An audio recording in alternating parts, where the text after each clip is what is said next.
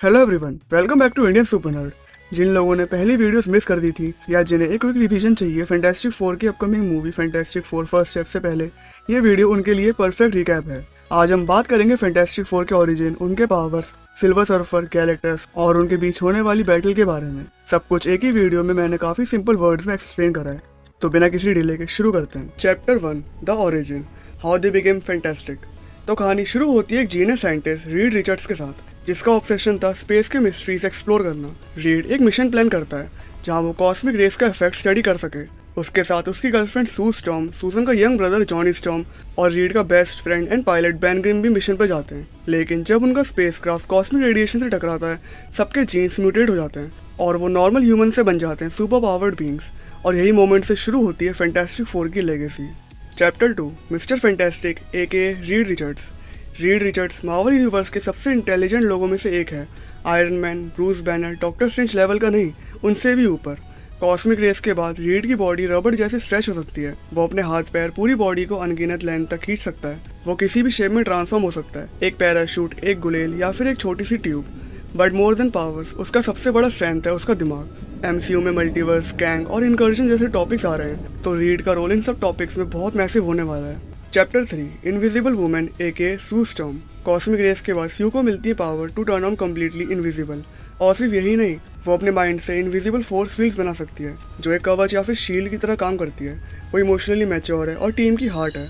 और एमसीयू के फ्यूचर में उसकी पावर्स को बहुत सारे बैटल्स में यूज़ करा जा सकता है, स्पेशली जब बात आए क्वांटम रियल्म या फिर डायमेंशंस की। चैप्टर 4, ह्यूमन टॉर्च एके जॉनी स्टॉर्म। जॉनी स्टॉर्म है टीम का youngest member, full on attitude, थोड़ा इम्पल्सिव लेकिन insanely powerful.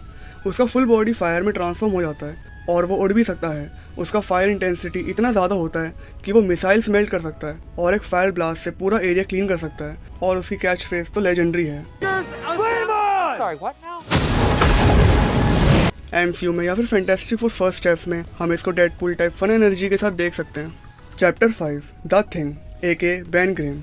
Ben Grimm Reed का पुराना दोस्त होता है, एक एक्स पायलट जो कॉस्मिक रेस के बाद बन गया एक रॉकी मॉन्स्टर।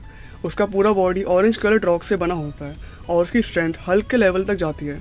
लेकिन पावर के पीछे छुपा है एक ब्रोकन इंसान, जिसको लगता है कि वो मॉन्स्टर बन गया है और वो टीम का पावर हाउस है, लेकिन सबसे इमोशनल मेंबर भी। और इंटरनेट पे एक फोटो बहुत वायरल हो रही थी, जिसमें हम एक बेबी को देख सकते हैं सू स्टॉर्म और रीड रिचर्ड्स के बीच में। तो ये बेबी होता है फ्रैंकलिन रिचर्ड, सू स्टॉर्म और रीड रिचर्ड्स का बेटा। फ्रैंकलिन एक बहुत पावरफुल ह्यूमन बींग है जो खुद यूनिवर्सेस क्रिएट कर सकता है। इवन गैलेक्टस को अपना हेल्ड बना चुका है कॉमिक्स में। जैसे सिल्वर सर्फर गैलेक्टस का नौकर था, वैसे गैलेक्टस फ्रैंकलिन रिचर्ड्स का नौकर रह चुका है। फिर जो आप एक ये रोबोट बेन ग्रिम के साथ देख रहे हो, इसका नाम हर्बी है। इस रोबोट को मिस्टर फैंटास्टिक ने बनाया था गैलेक्टस को ट्रैक करने के लिए, तो क्या पता मूवी में इसको गैलेक्टस को ट्रैक करने के लिए इस्तेमाल करा जाए। Chapter 6, they are not just a team, they are family. Fantastic four सिर्फ एक सुपर हीरो टीम नहीं है, ये एक फैमिली है। यहाँ फाइट्स भी होती हैं, डिसएग्रीमेंट्स भी हैं, लेकिन एंड में ये लोग एक दूसरे के लिए जान भी दे सकते हैं। मार्वल के दूसरे टीम्स जैसे एवेंजर्स या फिर एक्समैन में टीम मेंबर चेंज होते रहते हैं, बट फैंटास्टिक फोर मोस्टली वही 4 लोग की ही रहती है, बिकॉज इनका बॉन्ड अलग लेवल का है। Galactus, the destroyer of worlds. लेकिन क्या तुम्हें पता है कि गैलेक्टस पहले एक इंसान था? गैलेक्टस का असली नाम था गलान, जो एक पुरानी यूनिवर्स में रहता था, हमारे यूनिवर्स के जन्म से पहले। जब उसकी यूनिवर्स कोलैप्स होने वाली थी, गलान एक कॉस्मिक फिनोमिनन के अंदर चला गया, जहाँ वो रीबर्थ होता है और बन जाता है कॉस्मिक एंटिटी गैलेक्टस। अब गैलेक्टस एक ऐसे लेवल का बीइंग है जिसे भूख लगती है प्लैनेट्स की लाइफ की एनर्जी की। अगर उसने खुद को फीड नहीं करा तो वो मर जाएगा। कहीं से विलन लगता है, लेकिन रियलिटी में वो एक नेचुरल फोर्स है, जैसे डेथ या entropy. Chapter 2, silver surfer, the Herald of Galactus. अब बात करते हैं उस इंसान की जो सबसे ज्यादा ट्रेजिक और हीरोइक दोनों है, सिल्वर सर्फर, जिसका असली नाम था नॉरिन रेड। नॉरिन एक साइंटिस्ट था प्लैनेट ज़ेनला का, जहाँ पीस और साइंस से लोग जीते थे। लेकिन जब गैलेक्टस ज़ेनला को कंज्यूम करने आया, नॉरिन ने उससे रिक्वेस्ट की कि उसका प्लैनेट छोड़ दे और उसके बदले वो उसका हेरल्ड बन जाएगा, मतलब गुलाम।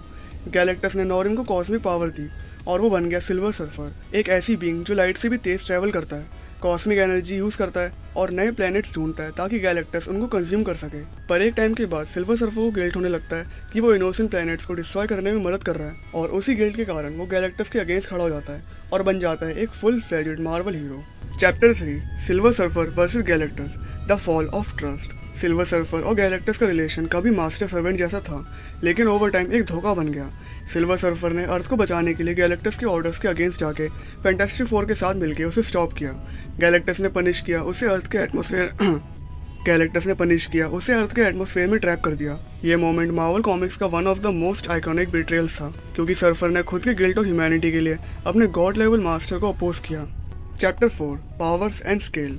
First, Galactus. इसका साइज एक प्लेनेट से भी बड़ा है, पर ये अपने साइज को मैनिपुलेट कर सकता है, मतलब ये अपने साइज को कंट्रोल कर सकता है। एक टाइम के लिए ये प्लेनेट से भी बड़ा है और एक टाइम के लिए ये प्लेनेट से भी छोटा है। इसका मेन पावर का सोर्स है कॉस्मिक एनर्जी, और गैलेक्टस लाइफ क्रिएट कर सकता है और गैलेक्सीज को डिस्ट्रॉय कर सकता है। दूसरा, silver surfer. Silver surfer light से फास्ट ट्रैवल कर सकता है, एनर्जी को मैनिपुलेट कर सकता है, ब्लैक होल बना सकता है, एक सर्फ पर सर्फ करता है जो कि कॉस्मिक एनर्जी से बना है। और यहाँ पर सिल्वर सर्फर इंडेस्ट्रक्टिबल है, मतलब वो डिस्ट्रॉय नहीं हो सकता। अब जब मार्वल स्टूडियोज ने ऑफिशियली फैंटास्टिक फोर को इंट्रोड्यूस करना अनाउंस कर दिया है, तो ये मूवी मार्वल के फेज 6 को स्टार्ट करेगी। और fantastic four first steps finally आ रही है इसी मंथ 25 तारीख को, तो प्रिपेयर हो जाओ एक नए मार्वल एरा के लिए। तो दोस्तों, ये था फैंटास्टिक फोर फर्स्ट स्टेप्स का complete revision, origin, comic villains और एक सीक्रेट वेपन फ्रैंकलिन रिचर्ड। और जैसे इस मूवी के रिव्यूज आ रहे हैं, तो उनसे मेरी एक्साइटमेंट और ज्यादा बढ़ गई है।